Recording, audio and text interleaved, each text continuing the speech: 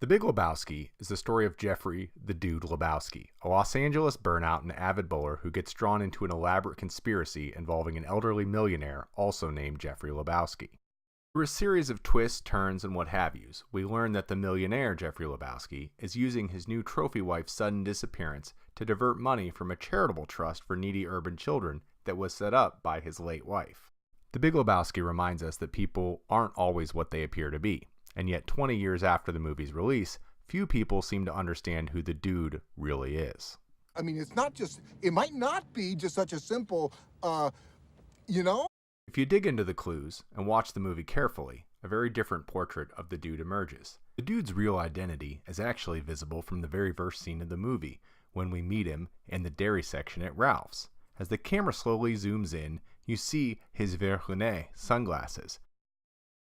These are designer sunglasses by a French luxury brand, and they cost about $250. From the moment we meet the dude, the Coen Brothers are cluing us into his real identity by juxtaposing these luxury sunglasses with his tatty bathrobe. Occurred to me. That had not occurred to us, dude. The dude lives in a Venice apartment that's just a few blocks from the beach. In the 90s, it was much more affordable than it is today. Today, a home there goes for about $1.5 million. But even in 1996, the average home value there was $250,000. I'll be there, man. When the dude's beloved rug is soiled by thugs who break into his apartment demanding money owed by Bunny, his namesake's trophy wife, the dude's friend Walter convinces him to seek reimbursement from her husband. So the dude drives out to Pasadena to meet with the other Jeffrey Lebowski. The dude is greeted by Brant, the personal assistant to the other Jeffrey Lebowski, who shows him his various awards, commendations, etc. The dude is noticeably unimpressed. Brant asks the dude about his background. Listen carefully to what he says. You never went to college. Please, don't touch that. I did, but I spent most of my time occupying various administration buildings, smoking a lot of Thai steak, breaking into the ROTC, bowling. Tell you the truth, Brant, I don't remember most of it. This is another subtle clue that the dude came from a privileged background. If he was a blue-collar kid who was up to all these antics, he would have been thrown out of school and drafted into Nam, like his buddy Walter. Well, enjoy, and perhaps we'll see you again sometime, dude. The two Jeffrey Lebowskis have a heated confrontation over the rug. The dude ends up walking out and then telling Brant that the old man told him he could take any rug in the house. As he's walking out with the rug, the dude passes the pool, where Bunny's sitting. She ends up propositioning him. I'll suck your cock for $1,000. The dude laughs and tells Bunny that he's going to go find an ATM. Now, clearly he's joking, but what's interesting here is that Bunny thought he looked like somebody who had a spare $1,000. She's a pretty perceptive character. Hey, Marty. Throughout the movie, we see that the dude's needs are met. He has the nice things that he cares about, and he doesn't really worry about money. Take what happens when his landlord comes to visit him and inform him that his rent's 10 days overdue. Far out. Oh, all right, okay. Just slip the rent under my door. The dude finds the idea of being overdue on his rent to be trivial, almost funny. It's just not something he's worried about. You mind if I do it, Jay?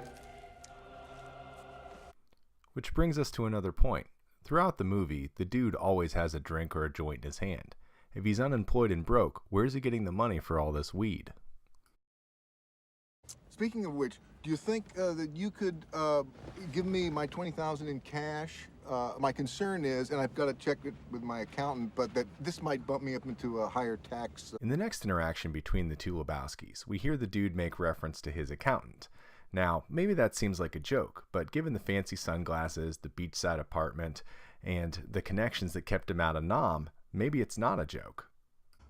Man, I've got certain information, all right? Certain things have come to light, and, well, okay, you guys aren't privy to all the new shit, so... Throughout the film, most people seem to be fooled by the dude's carefully constructed bohemian image. There are two exceptions, though. The first is Bunny, who propositions him and offers to suck his cock for $1,000. And the second is Maud Lebowski, the daughter of the fake millionaire Jeffrey Lebowski. She's done deep research into the dude. So what you do, Lebowski? Who the fuck are you, man? Maud's most notable characteristic is her snobbiness. She's an elitist. She's a dilettante artist from a wealthy family, and we should read something into the fact that she wants to have a child by the dude, who she researches thoroughly and even sends to a doctor to screen for health. Maud knows the truth about the dude and who he is. She views him as a suitable father for her child. Oh, and we haven't even talked about the dude's sweater. It's the Pendleton Woolen Mills Westerly, and it costs about $250. You figured, oh, here's a loser, you know, a deadbeat, somebody the square community won't give a shit about. Well, aren't you? Once I realized that the Coen Brothers were deliberately juxtaposing these two Jeffrey Lebowskis, the one, a bohemian who's pretending to be a pauper even though he's not. The other, an elderly man on a fixed income who's pretending to be a successful businessman even though he's not. It added a new layer of depth. I get it. Yeah.